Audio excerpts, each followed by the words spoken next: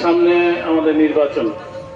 এই নির্বাচনটা দেশের জন্য, জাতির জন্য, দেশের স্বাধীনতা সার্বভৌমত্বের জন্য, আমাদের নাগরিক হিসেবে আমাদের জন্য খুবই গুরুত্বপূর্ণ। বিশেষ করে এই নির্বাচনকে কেন্দ্র করে গোটা দেশ দুইভাবে বিভক্ত হয়ে পড়েছে, আপনারা দেখেছেন। একদিকে আমরা ইসলামপন্থী যারা তারা, অন্যদিকে বস্তুবাদী রাজনীতি যারা করেন, কনভেনশনাল পলিটিক্স যারা করেন তারা। এবং আল্লাহর মেহরবানিতে ইসলামপন্থী রাজনীতির প্রতি মানুষের আগ্রহ, মানুষের উচ্ছ্বাস, উজ্জীবনী আগের যে কোনো সময়ের চাইতে বেশি। এতদিন যারা ইসলামকে নানানভাবে ত্যাগ দেওয়ার চেষ্টা করত, ওই লোকগুলি আজকে ইসলামের পক্ষে এসে গেছে, আলহামদুলিল্লাহ। এই জোয়ারটা শুধু আমাদের পলাশে না, এই জোয়ারটা দেশব্যাপী। আপনি যেখানেই যাবেন ওইখানে এই জোয়ারটা দেখবেন। কেন মানুষ এখন ইসলামমুখী, কেন মানুষ এখন ইসলামকে ক্ষমতায় নিতে চায়? এর মূল কারণ যেটা মুজাম্মেল ভাই বলেছেন, যে এই দেশের মানুষ স্বাধীনতার পর থেকে হতাশ হতে হতে, নির্যাতিত হতে হতে তারা ক্লান্ত হয়ে পড়ছে। কেউ তাদেরকে রক্ষা করতে আসেনি।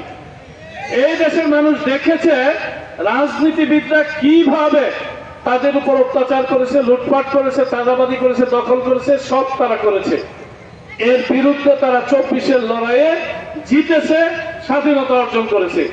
এখন সেই স্বাধীনতার ধারাবাহিকতা রক্ষায়, সেই স্বাধীনতাকে টেকসই করার জন্য দেশের মানুষ প্রচলিত রাজনীতি থেকে মুখ ফিরিয়ে নিয়েছে। এ কারণেই দেশের মানুষ এখন ইসলামমুখী, ইসলামপন্থী। ইসলামের জোয়ার এখন মানুষের মুখে মুখে, ইসলামের জোয়ার এখন মানুষের বাড়িতে বাড়িতে। আমাদের এই আসন নরসিংদী জেলার মধ্যে একটা ব্যতিক্রমী আসন। গোটা নরসিংদীতে যা হয় নাই অপকর্ম, এই আসনে তাই হয়েছে। গোটা নরসিংদীর অপকর্ম যোগ করলেও এই আসনের অপকর্ম সমান হবে না।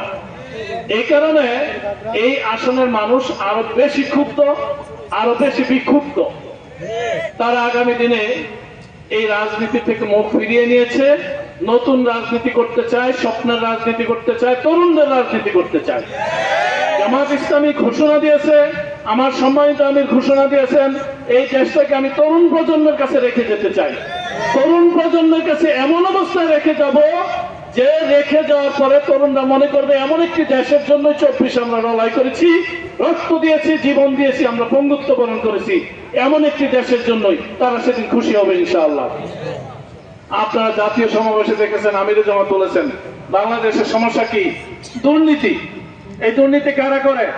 এমপিরা করে, মন্ত্রীরা করে, প্রশাসন করে, সবাই করে এই দুর্নীতি। আমিরে জামাত বলেছেন আল্লাহ যদি আমাদেরকে সেবক হিসেবে গ্রহণ করেন, কবুল করেন, আমাদের কোন মন্ত্রী এমপি 5 কোটি টাকার গাড়ি, 8 কোটি টাকার গাড়ি বিনা ট্যাক্সে গ্রহণ করবে না। তিনি বলেছেন আমাদের কোন মন্ত্রী এমপি তারা প্লটের জন্য আবেদন করবে না, আমাদেরকে প্লট দেন, স্পষ্ট ভাষায় বলে দিয়েছেন। তিনি বলছেন জনগণের কাজের সেবক হব এবং জনগণের মধ্যে কাজের হিসাব আমরা দেব ইনশাআল্লাহ। স্পষ্ট বার্তা।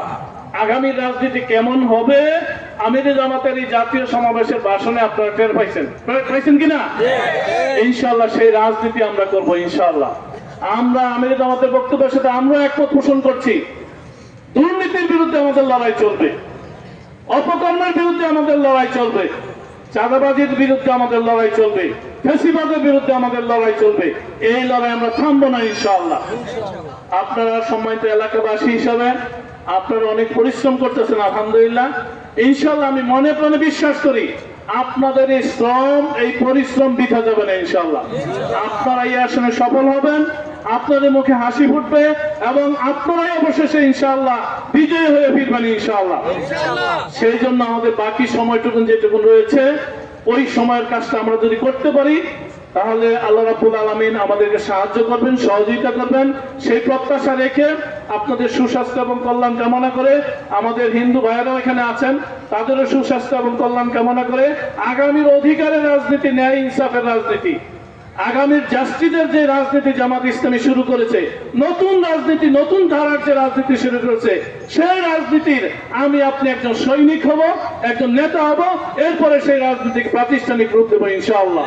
আল্লাহ রাব্বুল আলামিন আমাদের তৌফিক দান করুন, আমিন। আসসালামু আলাইকুম ওয়া রাহমাতুল্লাহি ওয়া বারাকাতুহু।